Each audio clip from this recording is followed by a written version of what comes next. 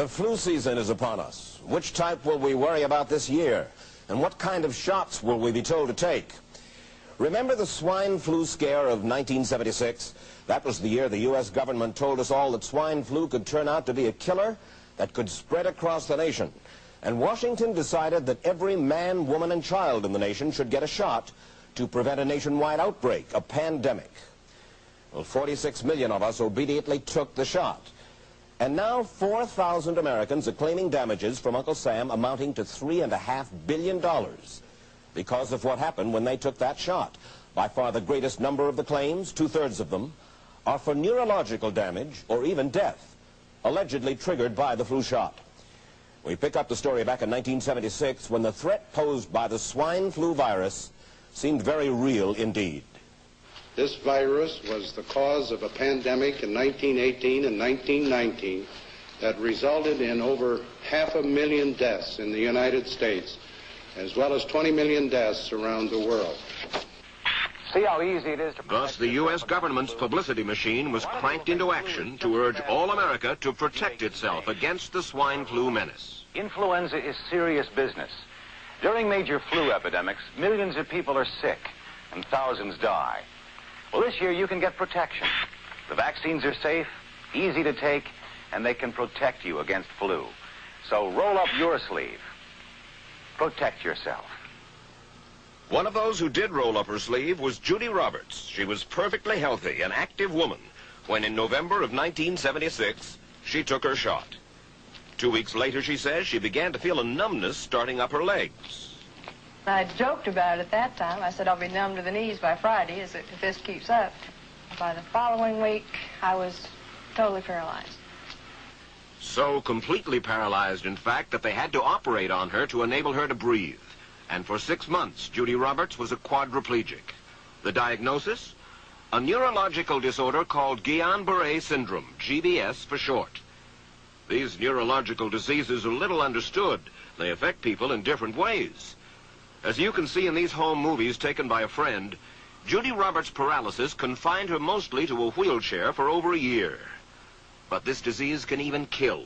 Indeed, there are 300 claims now pending from the families of GBS victims who died, allegedly as a result of the swine flu shot. In other GBS victims, the crippling effects diminish and all but disappear. But for Judy Roberts, progress back to good health has been painful and partial. Now, I noticed that your smile, Judy, is a little bit constricted. Yes, it is. Is it different from what it used to be? Very different. I have a greatly decreased mobility in my lips. And I can't drink through a straw on the right-hand side. I can't blow out birthday candles. I don't whistle anymore, for which my husband is grateful. It may be a little difficult for you to answer this question, but have you recovered as much as you are going to recover? Yes, this is it. So you will now have a legacy of braces on your legs for the rest of your life? Yes, the weakness in my hands will stay and the leg braces will stay. So Judy Roberts and her husband have filed a claim against the U.S. government. They're asking $12 million, though they don't expect to get nearly that much. Judy, why did you take the flu shot? I'd never taken any other flu shots, but I felt like this was going to be a major epidemic. And the only way to prevent a major epidemic of a really deadly variety of flu was for everybody to be immunized. Where did this so-called deadly variety of flu, where did it first hit back in 1976? It began right here at Fort Dix in New Jersey in January of that year when a number of recruits began to complain of respiratory ailments, something like the common cold. An Army doctor here sent samples of their throat cultures to the New Jersey Public Health Lab to find out just what kind of bug was going around here. One of those samples was from a Private David Lewis who had left his sickbed to go on a forced march. Private Lewis had collapsed on that march, and his sergeant had revived him by mouth-to-mouth resuscitation. But the sergeant showed no signs of illness. A few days later, Private Lewis died. If this disease is so potentially fatal that it's going to kill a young, healthy man, a middle-aged school teacher doesn't have a prayer. The New Jersey lab identified most of those soldiers' throat cultures as the normal kind of flu virus going around that year, but they could not make out what kind of virus was in the culture from the dead soldier and from 4 others who were sick. So they sent those cultures to the Federal Center for Disease Control in Atlanta, Georgia for further study. A few days later, they got the verdict: swine flu. But that much publicized outbreak of swine flu at Fort Dix involved only Private Lewis, who died, and those 4 other soldiers who recovered completely without the swine flu shot. If I had known at that time that the boy had been in a sick bed, got up, went out on a forced march, and then collapsed and died, I would never have taken the shot.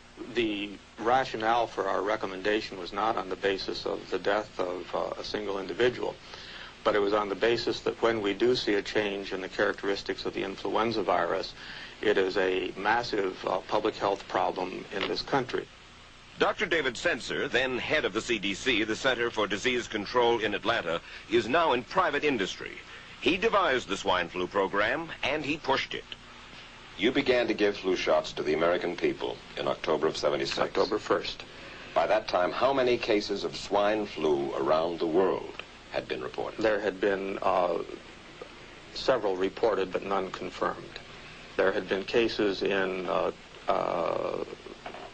Australia that were reported by the press, by the news media. There were cases in... None confirmed. Did you ever uncover any other outbreaks of swine flu anywhere in the world? No. Now, nearly everyone was to receive the shot in a public health facility where a doctor might not be present. Therefore, it was up to the CDC to come up with some kind of official consent form, giving the public all the information it needed about the swine flu shot. This form stated that the swine flu vaccine had been tested. What it didn't say was that after those tests were completed, the scientists developed another vaccine, and that was the one given to most of the 46 million who took the shot. That vaccine was called X53A.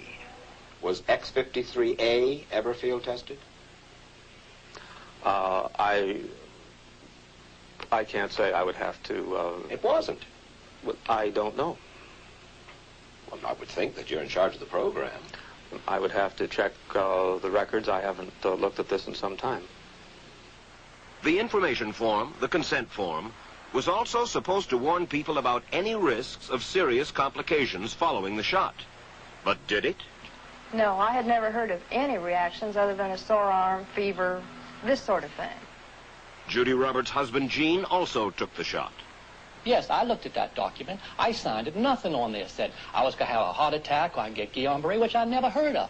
What if people from the government, from the Center for Disease Control, what if they had indeed known about it? What would be your feeling? They should have told us. Did anyone ever come to you and say, you know something, fellas? There's the possibility of neurological damage if you get into a mass immunization program? No. No one ever did? No. Do you know Michael Hatwick? Yes. Mm-hmm. Dr. Michael Hatwick directed the surveillance team for the swine flu program at the CDC. His job was to find out what possible complications could arise from taking the shot and to report his findings to those in charge. Did you know ahead of time, Dr. Hatwick, that there had been case reports of neurological disorders, neurological illness, apparently associated with the injection of influenza vaccine? Absolutely. You did? Yes. How'd you know that? By review of the literature. So you told your superiors, the men in charge of the swine flu immunization program, about the possibility of neurological disorders? Absolutely. What would you say if I told you that your superiors say that you never told them about the possibility of neurological complications? That's nonsense. I can't believe that they would say that they did not know that there were neurological illnesses associated with influenza vaccination. That simply is not true. We did know that. I've said that Dr. Hatwick had never told me of his feelings on this subject. That he's lying. I guess you would have to make that assumption. Then why does this report from your own agency, dated July 1976, list neurological complications as a possibility? I think the